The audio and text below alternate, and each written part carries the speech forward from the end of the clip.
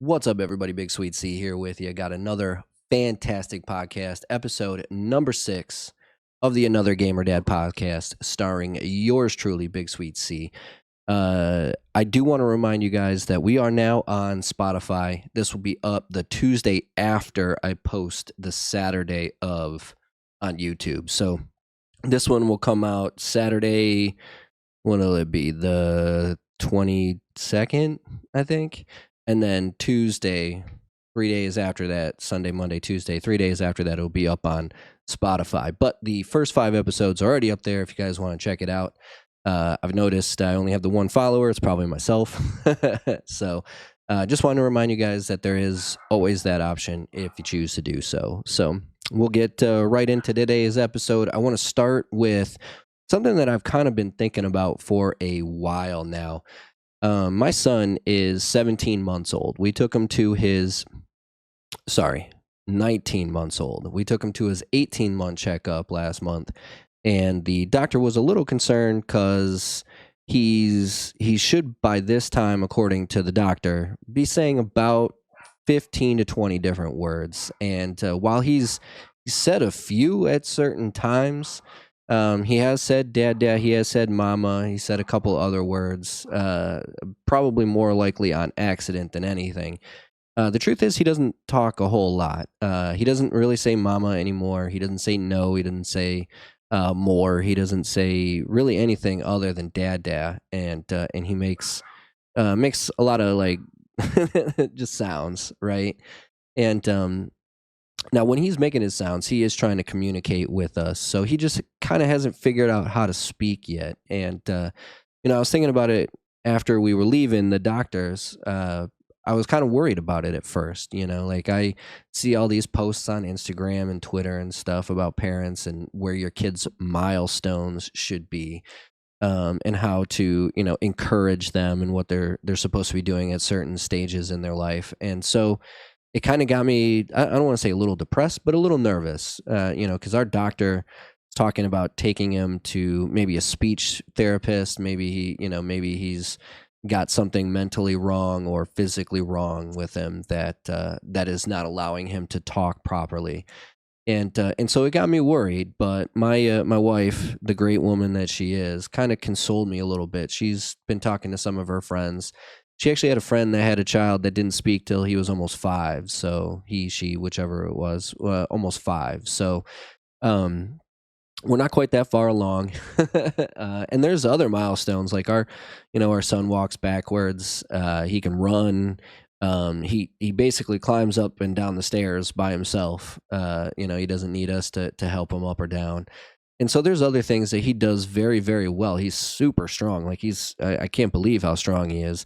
And he's got a heck of a leg. We've got him a little soccer ball, or at least we had it until a couple of neighbor kids kicked it over the wall. So we'll have to get him a new one. But anyway, he can play soccer and stuff like that. So there's other things that he's very, very good at. And it's really just the talking that he seems to be lacking a little bit. And so, like I was saying, I was kind of concerned.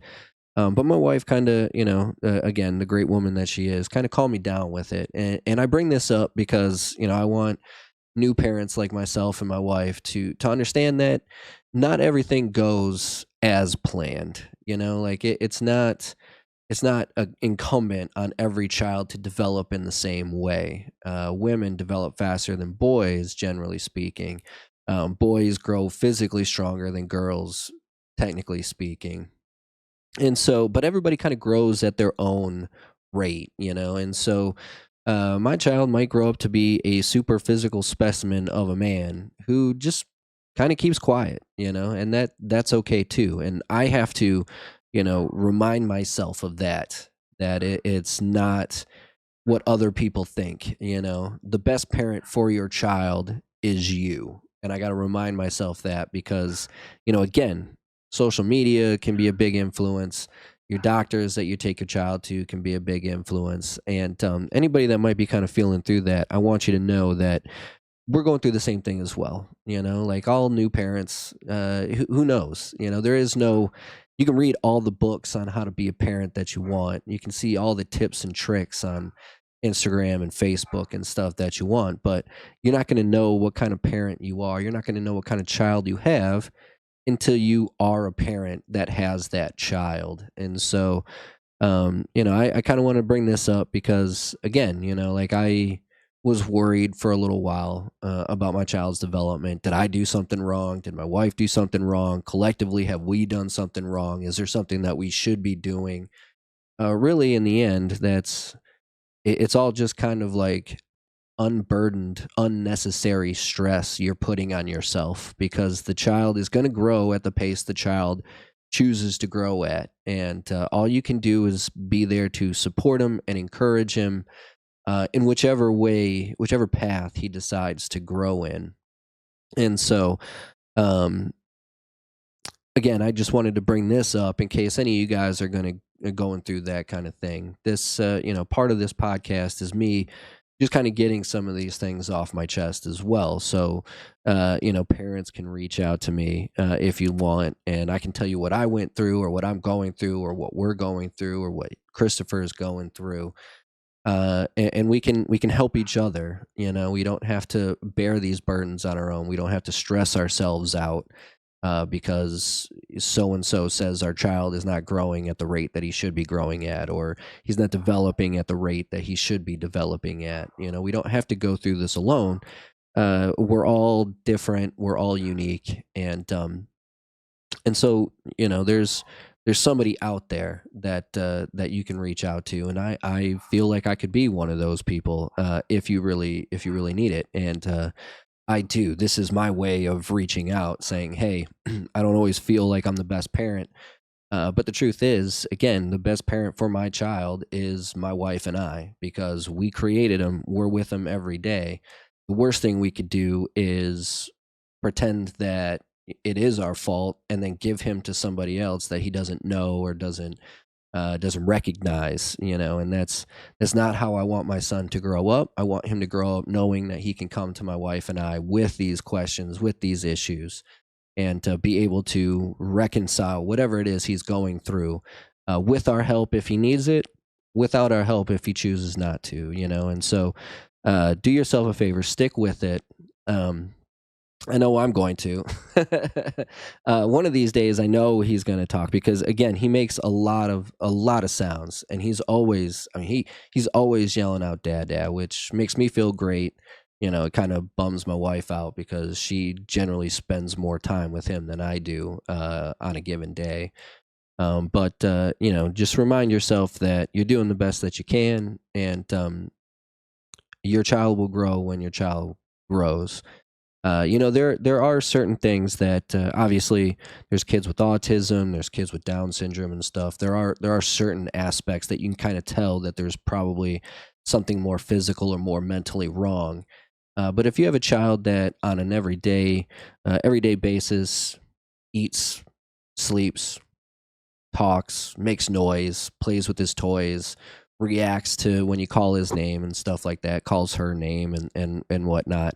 But there are certain things that maybe they lack that you're concerned about. Don't stress yourself out about it. It's just them being them, and they will make their way. They will find their way through it. And I'm you know hoping that is the case. I'm gonna pretend that is the case. I'm gonna admit to myself that is the case because again, I kind of worry about this kind of stuff myself. So you're not alone in your worry, but you don't need to feel alone. And remember, you are the best parent for your child. As we come across break number one, I got my coffee today. We were able to finally get some more. Again, always looking for sponsors of the show. If you happen to be a coffee maker, or somebody who is a coffee maker, uh, by all means, send them my way. I will test your coffee out, and if I like it, if I'm willing to drink it, if you're willing to donate some money to the channel to have me say so, I will gladly drink your coffee all day, every day, because that's what I end up drinking pretty much most of the day anyway. So All you coffee makers out there, hit up BigSweetC and become part of the Sweetness family.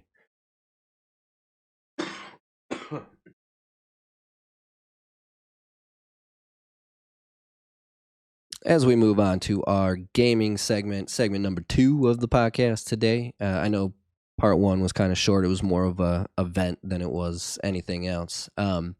This one's going to kind of be a little bit of both. We're not talking about anything, any game specifically, but I want to bring up the fact that we are going through what people are considering Gamergate 2.0. So, if you don't know what Gamergate was originally, it was when a bunch of people got together, and this is very loosely identification of what Gamergate was.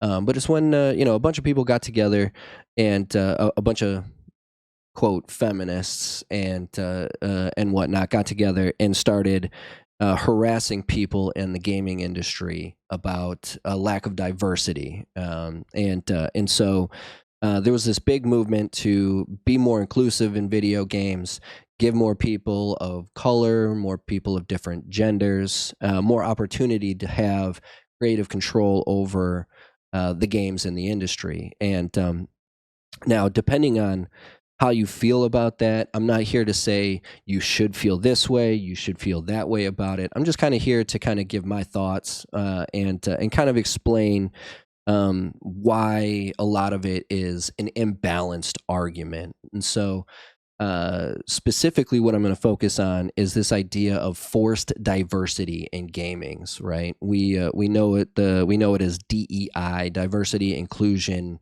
Diversity, equity, inclusion, and it's hit every aspect of life. Is every industry. We're not just it's not just something that is affecting the gaming industry. It's affecting every industry out there. But we're going to focus on the gaming industry and specifically this idea of forced diversity. So, what is forced diversity? We're talking about we're talking about companies that actively choose to change a person's skin tone to make them a black person as opposed to a white person, or a Hispanic person as opposed to mostly white people. We're talking specifically mostly getting rid of white straight males and including people of color, females, um, transgenders, binaries, all that kind of jazz. And then there's also this kind of subculture where it's about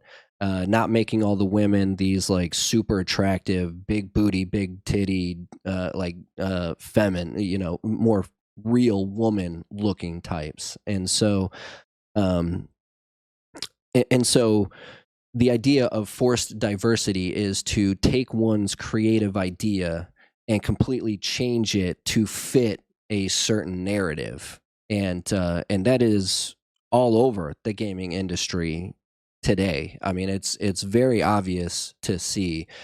Just 10 years ago, there wouldn't be this idea of having like a non-binary character whose specific role in that game is to talk about how she's non-binary, or they're non-binary, or they them or whatever. We wouldn't be talking about how God of War Ragnarok changed a mythological person by the name of Angerboda from a what is traditionally a white Norse god to a black Norse god. And now you can read up all that you want about the history of Scandinavia and the Vikings and all that kind of stuff.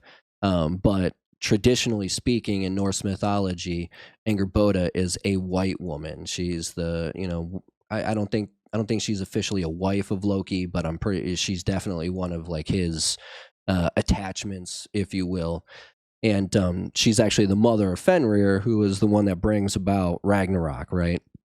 And she's always traditionally been considered a white person, and in God of War Ragnarok, they actively decided to make her a woman of color. Now, in my opinion, I hadn't even really noticed, to be honest with you. But if we're talking about accurate representation, they wouldn't have Black Norse gods because, one, there wasn't a whole lot of Black Norse people in Scandinavia or in the northern countries to begin with, most of which that were in there were slaves. And so slaves are not going to have an opportunity to have their input on who the people choose is their representatives of their gods at the time, right? So when Christians developed Christianity, Jesus was particularly depicted as a white male because they were in charge and they got to choose who Jesus was and what he looked like and what he did and all this kind of stuff. And the same thing for Norse mythology.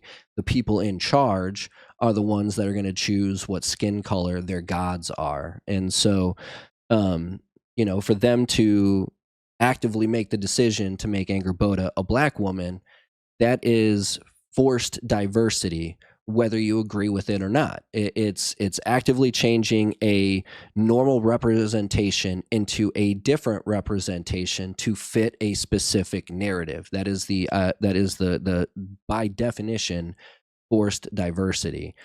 Another game that was recently came out, Spider-Man 2. You have now we can talk about Peter Parker and Mary Jane. Peter Parker is his typical average looking nerdy kid, right? And then they decided to make Mary Jane kind of an average looking woman who's into journalism and not wanting to be like this famous actress, which completely changes the dynamic of Peter Parker and Mary Jane. So, Mary Jane was the beautiful woman next door who was always chasing after the Flash Thompsons of the world because they had money and they had clout and they had popularity, and that's what she wanted, right? She wanted to escape this idea of being white trash. And so it made a more dynamic relationship between Peter Parker and Mary Jane Watson. Mary Jane was originally attracted to Spider-Man, not necessarily Peter Parker. And it just happened that she really appreciated who Peter was as a person. And then when she finds out that he's also Spider-Man, it makes him that more attractive to her, who would normally only go for a superhero type, right? And so you change the dynamic. Now it's a lot more easy to understand, and it's a lot less dynamic because there are a couple of average people who grew up next to each other. That happens all the time in small towns. Now, I know they're technically in New York City, but they're just outside of New York City. And so you're changing the dynamic of the characters by making Mary Jane an average looking woman who Peter is not worried that she's going to be swept off her feet by a Flash Thompson like person. But more importantly, you also have the introduction of Miles Morales comes into play. I know he had the Miles Morales kind of DLC. It's not really DLC. It's just kind of like a side game, right?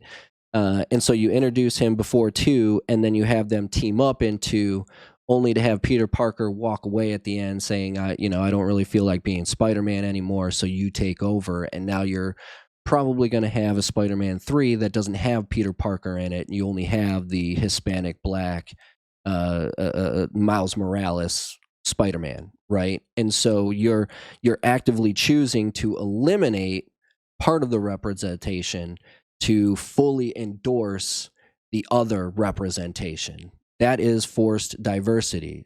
Peter Parker, 65% of this country is white. And so now what you're basically saying is that, white people aren't good enough, or they're not moral enough, or they're just too lazy to want to be superheroes. So we're just going to have him exit because this guy is a better superhero, right? He's more encompassing of what it embodies to be a superhero than this boring ass Peter Parker white kid. And so you're choosing to eliminate 65%, of your of your country's base population.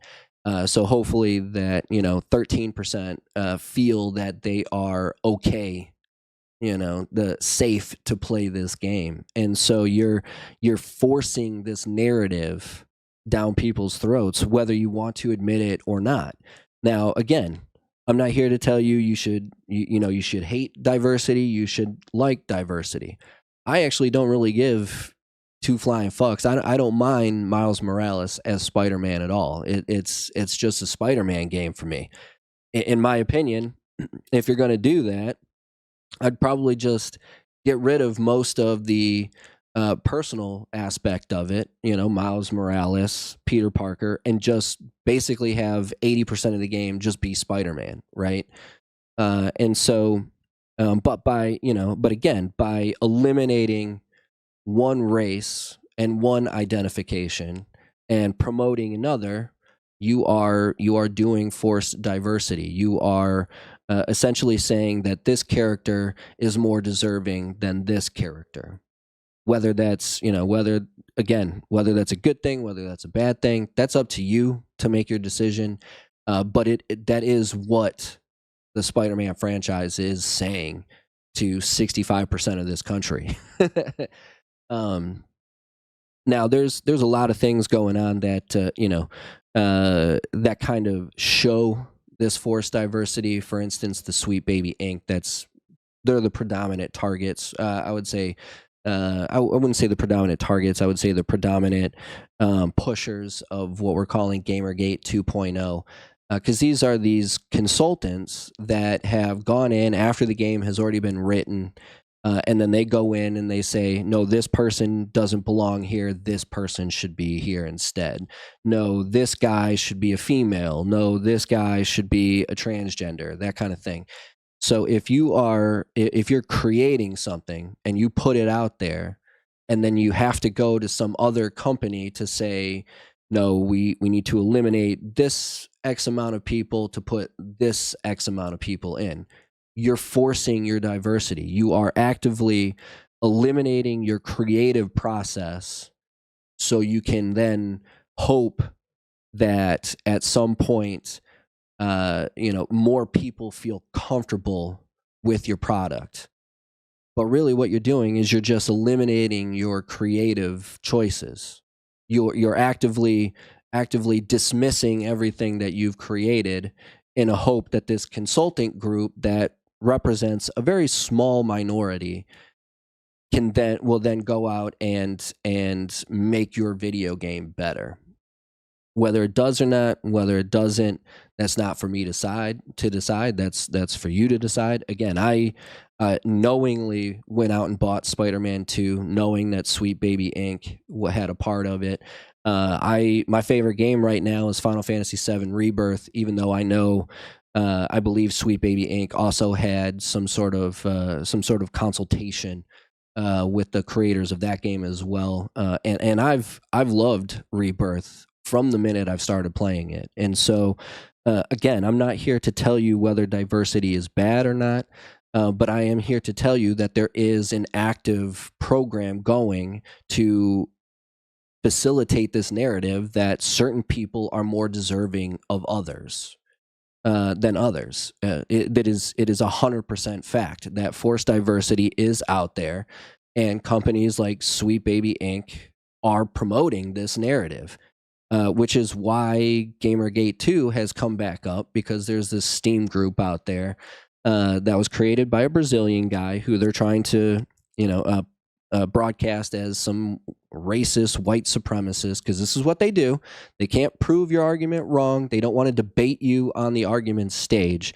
They'd rather just tarnish your character and hope that's enough for people to accept.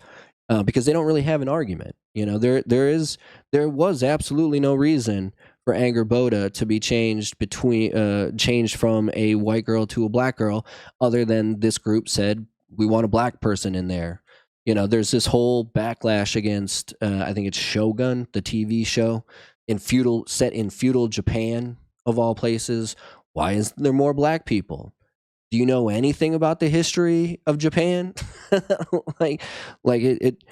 Black people weren't just, they didn't just spring up out of the ground in Japan. I think there's a story of like one black samurai in the history of feudal Japan, and he didn't even come until 100 years later than when this show is supposed to take place.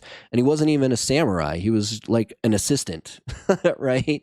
His job was to carry the weapons and keep them clean for the actual samurai. So you're trying to make this idea that people are being oppressed by giving historical representation of certain events.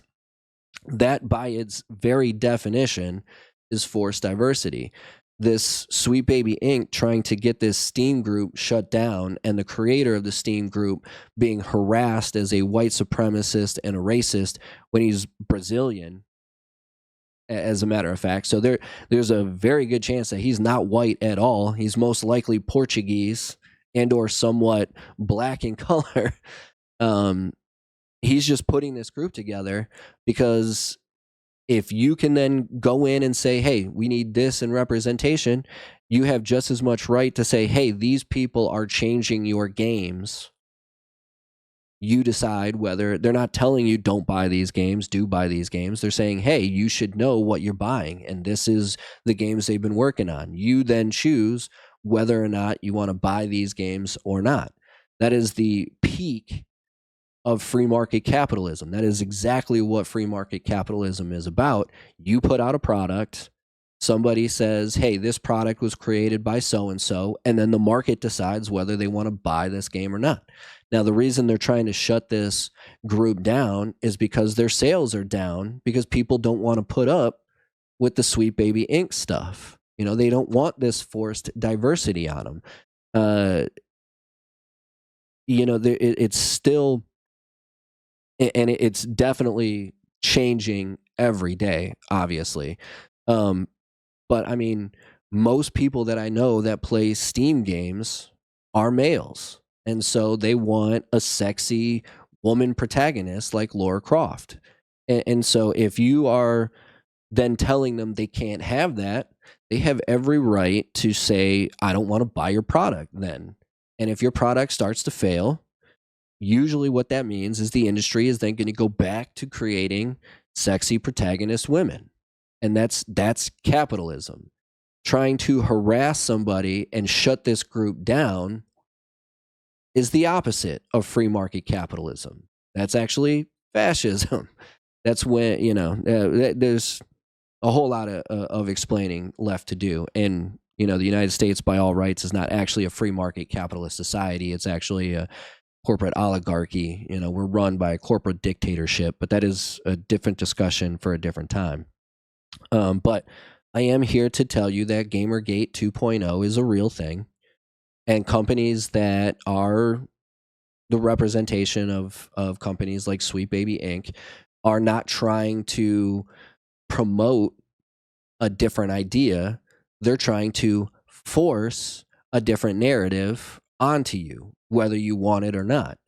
Now, the people that have created this Steam group that expose the games that Sweet Baby Inc. Have created are actually the good guys in this one, and because they're just saying, hey, these are the games that Sweet Baby Inc. worked on. Buy them if you want. Don't buy them if you don't. And so that is how a free society is supposed to work. But again, I'm not here to tell you whether diversity is good, diversity is bad. Again, no problem with Anger Boda being a black woman. Didn't even really realize it until somebody brought it up I saw it on Twitter. I don't really care what Mary Jane looked like when I was playing Spider-Man or Spider-Man 2. Like, it had no bearing on whether the game was fun to play or not. But these are ideas that are actively being promoted by a company that wants to say certain people are bad and certain people need more representation. And that is forced diversity. That is the very definition of forced diversity. And so it is a thing. It is something that we should all be aware of. And, you as an individual should decide how to proceed forward with it. But to go out and say that it's not a thing, that is incorrect, and I'm here to correct that, is my whole point of this segment.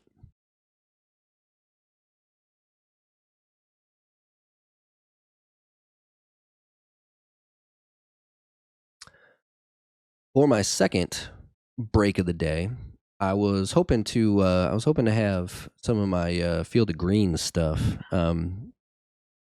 again, but I haven't gotten a new order. I really should probably check on that because it's been, I want to say, at least 2 months since I've gotten it.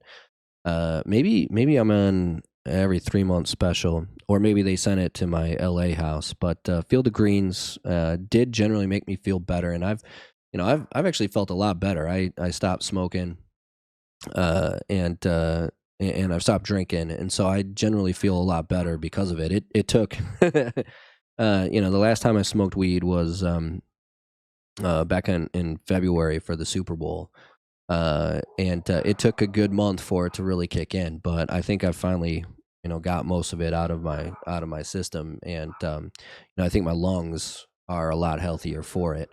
I have had a couple of drinks here and there between then, but I don't typically finish the whole beer because I can feel it in my chest, and so I can feel my esophagus kind of float up. But back to Field of Greens, it did generally make me feel better, even when I was a pretty regular smoker with my wife. And that's another episode that we'll get into, being stoner parents. I want to talk about that as well. But Field of Greens, if you would like to sponsor the channel, I will drink your stuff. I will promote your stuff, and I generally do enjoy it a lot.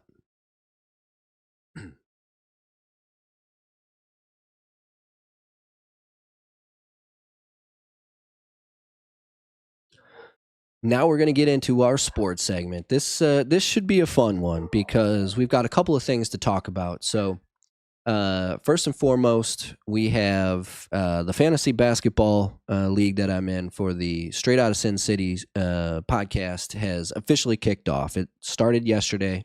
Today is day 2 of the week long. But we're in round 1. I did make the playoffs. I was the 4th seed, I believe. So 1 and 2 got a bye, and then yes, 3rd seed had the same record as the 1 seed. So he's the 3 seed. I'm the 4 seed. I'm taking on the 5, and he's taking on the 6. Not a great start. I'm not gonna lie. Half my team seems to be either day to day or outright out for the game. One of my best players hasn't played in like a month. He's missed like 12 straight games or something like that. I've had one dude on IR since the middle of December. So ideally, I can still kind of make it back. The one thing that I do have going for me is the guy that I'm playing against. He kind of lost interest like a couple of months ago, so he's not going in and changing his players every day. So hopefully that can kind of squeak me by this first week. I will then have to take on most likely my friend Ken, KDJ. Shout out to KDJ. He's the 1 seed. No, sorry, Alex is the 1 seed. So the creator of the podcast. I'll probably have to take him on in the second round if I somehow sneak by. I'm down 7 from yesterday, but we do have till the end of Sunday, so I've got a few days to come back, and my best players haven't played. So hopefully we can sneak a win out there, and then who knows, next week maybe we get lucky. But I I don't see myself winning this one, but hopefully I can make it to the final 4, which would be kind of cool because I'm not gonna lie, I don't really know much about professional basketball. I used to know a lot more, but it's easily my least favorite of the 4 major sports in America, and it's just kind of one of those things where it's changed so much from what I knew it as when we were growing up, when I was growing up, in terms of gameplay and rules and fouls and all this kind of stuff, that it's just not a sport that interests me anymore. Most notably because, uh, you know, 2 weeks into the season, you can pretty much spot who the 10 teams in each conference are that are going to make the playoffs 2 weeks into the season of an 82 game season. And so when it's like that, and the lack of, speaking of diversity, the lack of diversity in playoff teams just kind of bores me. And so um, we'll see. The point guard from Oklahoma City is my best player. I do also have Damian Lillard. He's probably my number two. But I know the Milwaukee Bucks haven't been playing very well as of late, from what I understand. So with a little bit of luck, we'll sneak it by round one. Most likely going to lose in round two, but you never know. Again, it's 1 week at a time, one game at a time. We'll see. We'll see how we do after that. More importantly, I want to get into my March Madness picks. Now, I did at one point, up until a few years ago, I actually did pay attention to college basketball quite a bit, mostly because, again, I'm a Michigan State Spartan alumnus, and the Spartans are always very good when it comes to college men's basketball. And for the 26th straight year, they have made the NCAA tournament. They were They were a 9 seed. I believe they're in the West. Yes, they're the 9 seed in the West Conference. And I do have them winning the first game. I have them upsetting the 8 seed. I think it's Mississippi State. That game takes place on Thursday, so it'll have already ended by the time this releases. But we're going to start in the East, where UConn is the number one team. They were the 1 seed in the East. I believe they're also the number 1 overall team as well. I off the top of my head, I don't know if it's UConn or if it's Houston, but I believe it's one of those two. But I do have UConn winning their first game. Matter of fact, I have them going all the way to the Final Four. They'll take out they'll take on Stetson in the first round, Northwestern in the second. I have Northwestern upsetting FAU. And then I actually have San Diego State upsetting Auburn, the 4 seed, in that bracket. So 5 seed San Diego State, I have them going to the Elite Eight, or the Sweet 16, where they eventually get knocked out by UConn. On the lower half of the bracket, I've got number 2 seed Iowa State beating number 3 seed Illinois in the Sweet 16 to meet UConn in the final, in the Elite Eight, where I have UConn beating Iowa State to make it to the Final Four. In the South, with Houston as the 1 seed, I have Houston going a couple of rounds, but I actually have 4 seed Duke beating Vermont and then beating 5 seed Wisconsin in the round of 32, and then meeting Houston in the Sweet 16 and beating the 1 seed Houston. I have Duke going to the Elite Eight, where they match up with number 3 seed Kentucky. Now Marquette is a pretty good school. They're the 2 seed. They've got a famous basketball background, but on name venture alone, Houston is they're a good team, and they have been for a few years. But Duke's got a history. Kentucky has a history. And so they know what it's like to play in these games, these one and done games. And so I have Duke and Kentucky. I have Duke over Kentucky to make it to the Final Four. So right now I have a 1 and a 4 seed in the Final Four. In the West, where my team, the Michigan State Spartans, belong, there's the number 1 seed North Carolina. I have them beating North Carolina. Actually, now that I think about it, might be there's. I should stop talking because I guess Purdue could also be the 1 overall seed. But 1 seed in the West is North Carolina. I have them beating whoever it is, the playoff team that they play in the first round, and then they match up with my Michigan State Spartans. Now, the truth is, I would not be surprised if Michigan State wins that game. I do expect Michigan State to beat Mississippi State on Thursday. Sorry, not Tuesday, Thursday. And while I have picked North Carolina to beat Michigan State, I would not be surprised if Michigan State beats North Carolina. If the Spartans can get past North Carolina, I think they pretty much have a free run at the Final Four. Because I don't think if they can beat North Carolina, I think they can beat Alabama. I think they can beat Baylor. I think they can beat Arizona. I actually have, speaking of Baylor and Arizona, I have Baylor upsetting Arizona in the Sweet 16 to go against North Carolina in the Elite Eight. Um, this is actually the bracket that I have my only 12 over 5 upset. I think Grand Canyon University actually upset St. Mary's.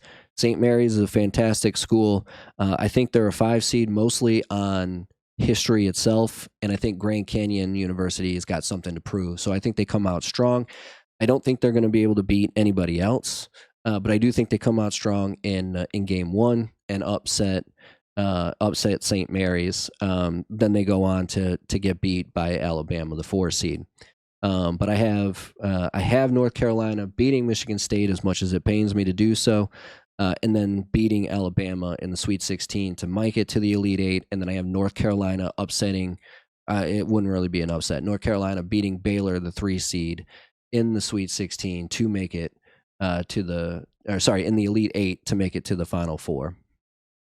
In the Midwest bracket, we have the Purdue Boilermakers are the number 1 seed in that bracket. I have them winning a couple of games, but I actually have Kansas, the 4 seed, beating Samford in the first round, and then beating the 5 seed Gonzaga in the second, and then matching up against Purdue in the Sweet 16. Now, I think Purdue is a better team than Kansas, but I think Kansas pulls the upset. I think Kansas is a better, the Big 12, and you can go back and forth, Big 12, Big 10, who is the best conference. I do generally think that this year the Big 12 has been better than the Big 10, and so I think that helps Kansas in the long run. Purdue should have gotten beat by Michigan State in the Big Ten tournament. Michigan State lost by 5. It was 67-62, I think. But there were numerous penalties and fouls that probably should have been called against Purdue that were not, which helped the Boilermakers get over the hump. And so I don't think they get away with that kind of stuff against Kansas. Kansas is a bigger team, a more physical team than Michigan State. And so I think Kansas actually beats Purdue to make it to the Elite Eight. On the bottom half of the bracket, we've got Tennessee as the 2 seed. I do have a 10 over 7 update.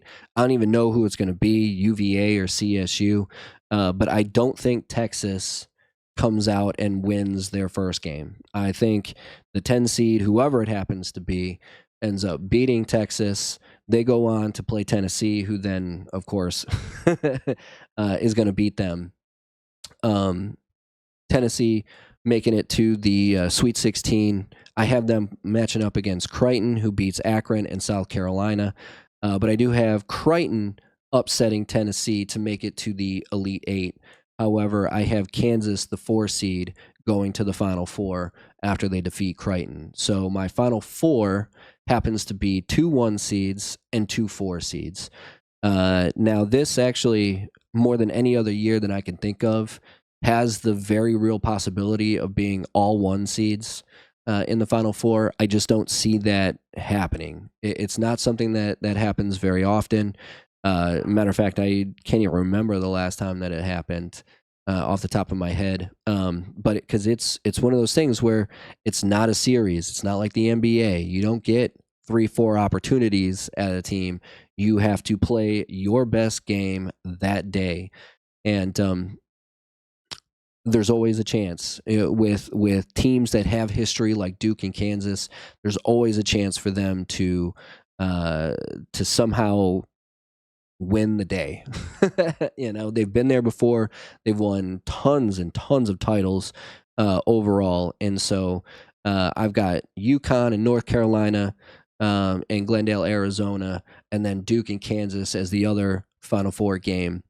In the 2, I have UConn beating North Carolina. I have Kansas beating Duke because, again, I think the Big 12 is better than the ACC. Although I think UConn is probably the best team in college basketball right now, which is why I have the University of Connecticut winning the big one, taking home the trophy. I think UConn beats Kansas in the final. I've predicted my final score roughly 124 points. But I think it's probably going to be maybe I think it's going to be a little bit farther away than people think. Like I'm thinking UConn probably wins by 10 or 12. I don't think it's going to come down to a buzzer beater like it did when Kemba Walker won a national title. I do think Connecticut has pretty much proven all season long that they've got what it takes, and they're going to take home the title. And again, it's one of those things where history and coaching come into play. UConn has won, if I remember correctly, UConn's won more recently than Kansas has, and so I think that's kind of what gets them over the hump. I've got UConn winning the NCAA March Madness tournament. Now, if Michigan State, who is my dark horse pick, does happen to get by North Carolina, I'll have them going to the Final Four. But I still think UConn beats Michigan State. As much as I hate to say it, I usually always pick Michigan State to win the national title. But this time I went with my head, not with my heart. And Michigan State can go on runs. I'm not going to lie. They can go on runs. But they, for whatever reason, they can't sustain those runs. And there was a time, late February, middle to late February, that I actually thought that Michigan State had turned on the Jets. They had figured out what they were going to do, and they were going to run through the Big Ten tournament and carry that momentum right into March Madness. And then I think they lost like 3 or 4 or something, kind of at the end of the regular season. And then they had that heartbreaker against Purdue.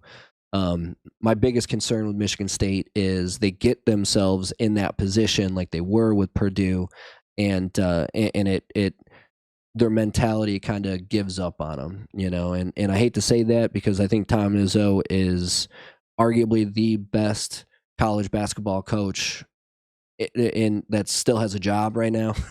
You can argue a lot of past coaches that are now unemployed, but I think right now Tom Izzo is probably the best employed college basketball coach.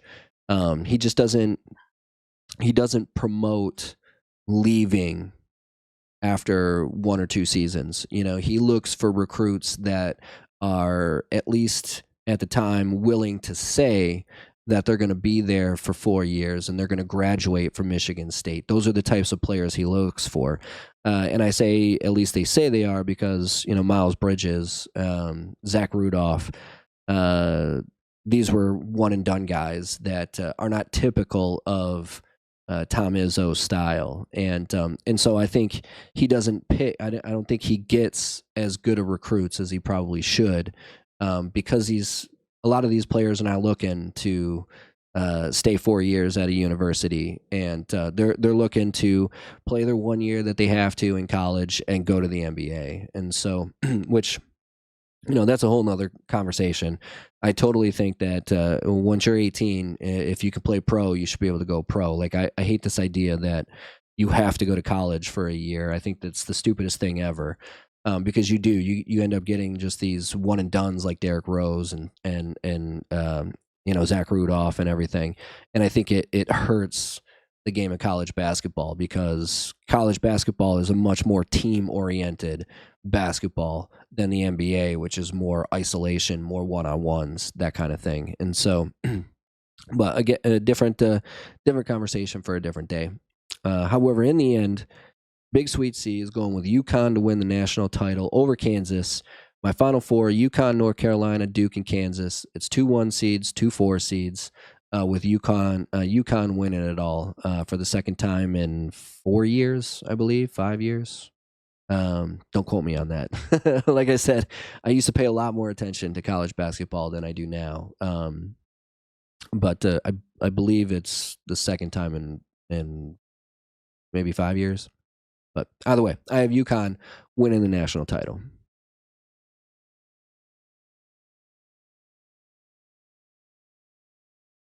For my last commercial break, I will go ahead and I know I said I was going to. I haven't gotten a chance yet to revamp the merchandise, but we will get merchandise out there. I'm looking at T-shirts, hoodies, hats.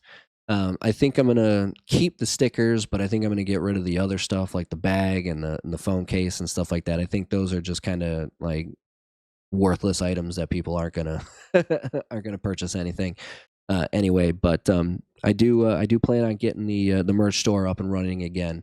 I apologize that I haven't, but by all means, let me know what you would purchase, and maybe for some of you guys, if there are certain little things that you would like. I can make like a special order for you guys as long as you buy them. But we will get Sweetness merch up and running in the not too distant future. And we'll add not just BigSweetC stuff, but we'll add another Gamer Dad podcast merch as well.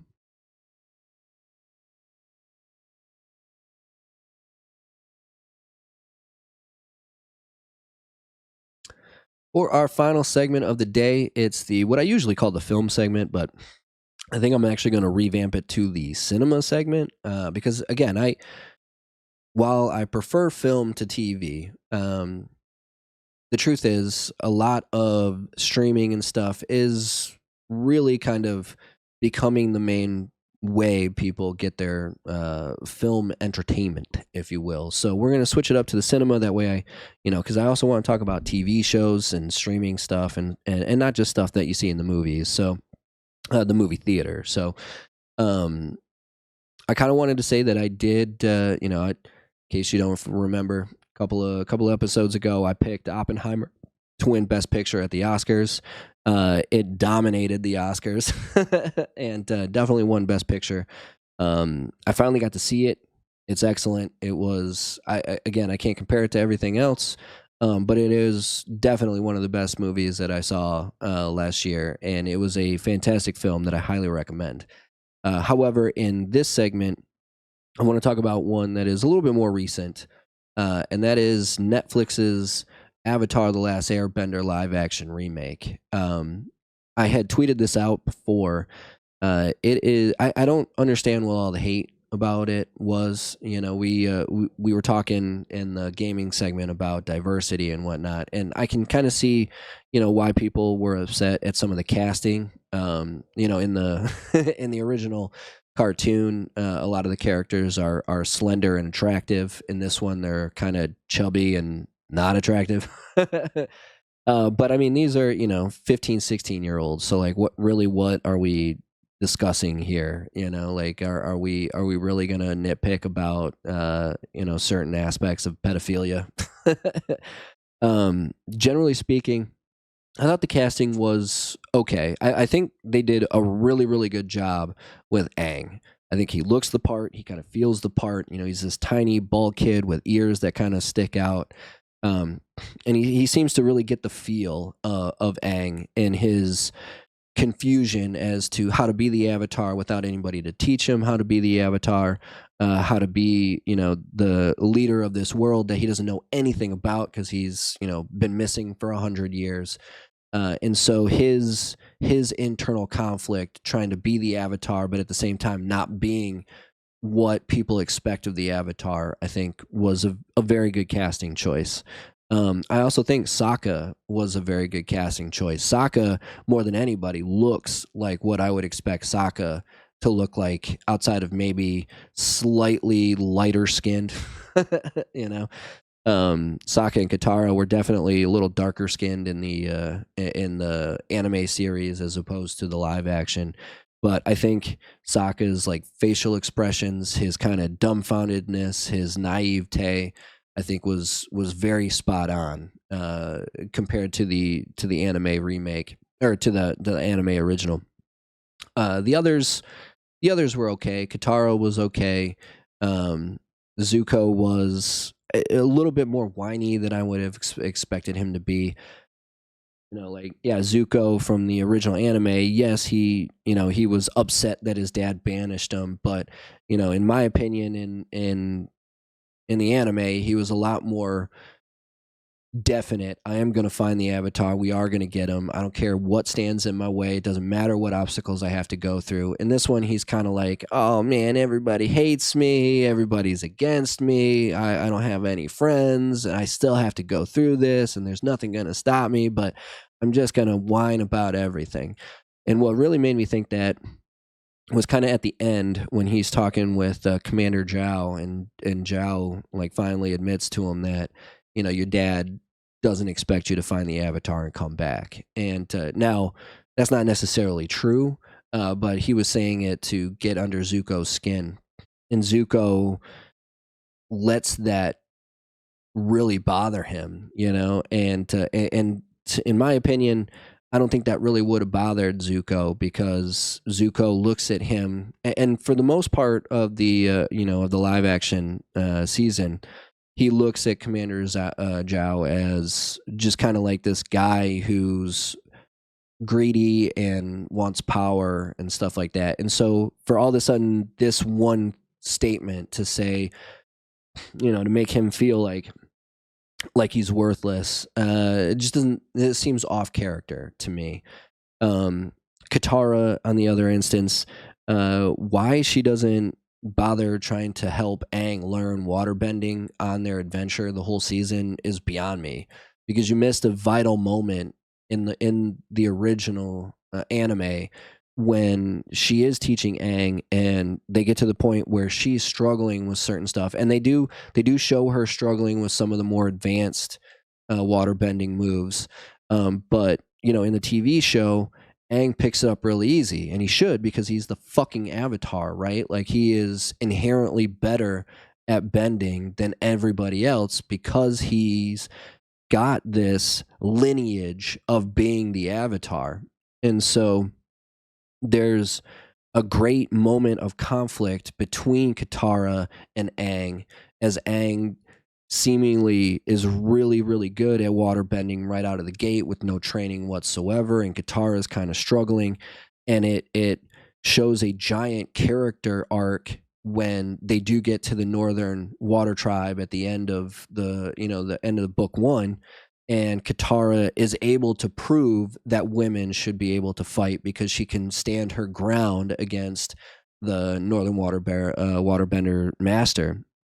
And in this live action, because you don't have that internal conflict between her kind of self doubt as to why Aang is so much better at it than she is, when she does fight the waterbending master, uh, there's not that same kind of glorious moment of self-realization that she can really do this, and so you kind of have this young girl who quietly isn't really sure of who she is, and then she goes out there and she does this amazing stand your ground fight with a master who's been training for decades, and it doesn't have the same element of realization of, oh my god, she can do this, because you don't have that internal conflict between her and Aang. And so there were vital moments that were missed, because they were trying to make, instead of a 22 episode season, they were just trying to make it, what, 8 or 9 episodes. I think it was 8. And so they took out so much of their adventure that I think it lost a lot of those really touching moments that made the anime so great in the first place. Those self-realization, those, I am better at this than I think that I am. I can do this. I really can stand up to these people. I can be a water bending master. I can help Aang become the Avatar. You just miss out on a lot of that, because they wanted to shave it down and make it such a small portion of what the original was. And so, it is okay. It's infinitely better than the M Night Shyamalan garbage movie, The Last Airbender. Like, that was absolute trash. But it's not. It's still not the one that I would recommend. I would still recommend going through, because you can find them both on Netflix. The original anime, The Legend of Aang, and The Legend of Korra are both on Netflix. So I would still recommend watching the original anime. But it's not something that you should avoid because people said it's terrible. It's not absolute garbage. It could it be better? Yes, absolutely. But it could have also been a lot worse as well. And so I think it's worth a viewing if you're a fan of the original anime. Um, if you've only ever seen the M Night Shyamalan movie, I recommend watching the original first and foremost if you can stand going through 22 30-minute episodes. But if it's something you just kind of want to see to kind of get rid of that bad taste in your mouth from M. Night Shyamalan, this warrants a viewing. And I do think that it deserves a second and third season to kind of see where it goes, because they've got a pretty decent foundation. I'd give it 3 out of 5 stars. One thumb up out of two. Um, it warrants a viewing. Again, not as good as the original. I'd still recommend the original, but it's not something that if you're looking for something to watch on Netflix, it's not something that I would actively avoid, if that makes any sense. But that brings us to the end of our show today. I hope everything was cool with you guys.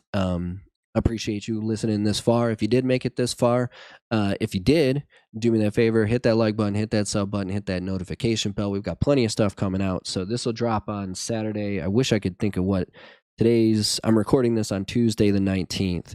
So Wednesday, Thursday, Friday, Saturday, 4 days. We're looking at the 23rd. This will be released Saturday the 23rd. In between then and there, tomorrow, well, what's tomorrow for me? Wednesday, we start up our streaming schedule again. Wednesday, we're continuing Final Fantasy 3. I did a little grinding in between last week and this week, so hopefully we'll be a little bit better off. I won't have to run from every fight that we come across. But I can tell we're kind of nearing the end. We've got one more crystal we've got to collect so we can open up somewhat the last of the job classes. I hear there's actually 2 extra that are like hidden. Hopefully we'll find those as well. But I finally got an idea of what kind of party I'm looking to play as. And we're nearing at the end. We've got to go take on Zande, I think is his name. And then Thursday we jump right back into Final Fantasy VII Rebirth. We have just finished up the Golden Saucer stuff. We're making our way out of the Corel Desert and into Gangaga, which should be interesting because we've seen Zack Fair in Rebirth, and Gangaga is where Zack is originally from. So I'm interested to see how that plays out. I'm interested to see how they incorporate Aerith's past with Zack and the fact that Tifa knows that. She doesn't know that Cloud wasn't there, but she knows that the story Cloud talks about, Nibelheim's past, is not the story that is the accurate story. She knows that it was Zack doing what Cloud thinks he did, and not Cloud. So I'm interested to see how all this plays out, and then we get into probably my second most anticipated area, Cosmo Canyon. Which is where the idea for Barrett's Avalanche came from, and it's also where Red 13 is originally from. So plenty of fantastic stuff. That'll be Thursday, Friday, Saturday. Final Fantasy 13 on Wednesday. Final Fantasy 7 Rebirth on Thursday, Friday, Saturday. Once we finish up 3, we'll go into 4. 4 is actually my favorite Nintendo era Final Fantasy game. So I'm looking really forward to playing that for you guys. And then we'll see how long it takes us to get through Rebirth. We've got it seems like it's a fairly long game. So after that, we'll get into some older stuff. We never really got to play Fallout 3. I know we have kind of on some off days here and there. So I'd like to get back into Fallout 3 here on YouTube. We never played. I don't think we ever played Demon Souls or even Bloodborne here on YouTube. So we've got to get back into those. I've got a huge backlog of list stuff that I got to get into. Specifically, like the Batman Arkham series, and then we've got one more um, uh, Dark Pictures anthology game to play before. Now I know there's a few that are set to come out still yet. We've got to get into Life is Strange 3. I haven't played that yet. And then we got to get into Elden Ring. They've got DLC coming out, and I haven't streamed that for you guys at all either. So plenty of stuff coming up. Hope you guys are excited. If you are, again, do me that favor, hit that like, hit that sub, hit that notification. Drop down in the description box below. There's links to the Discord if you want to join the Discord. You can also follow me over on Instagram and Twitter. Here specifically, the podcast playlist is the link to the Spotify account if you'd like to follow me over on Spotify and listen as opposed to watch. This today and the previous and going forward podcasts. But either way, I just hope you guys are enjoying this stuff. If you are interested, and you know you are enjoying this, do me a favor. Drop down in the comments below and tell me what you would like me to talk about in the future going forward. So either way, that's going to do it for this one. BigSweetC, that's me, wishing YouTube, Spotify, wherever you happen to might be watching, wishing you a wonderful watching time. Day, night, morning, afternoon, evening, whatever time of day it might be. As long as you're watching, I'm wishing you a wonderful watching time. Sweetness. Signing off. Peace.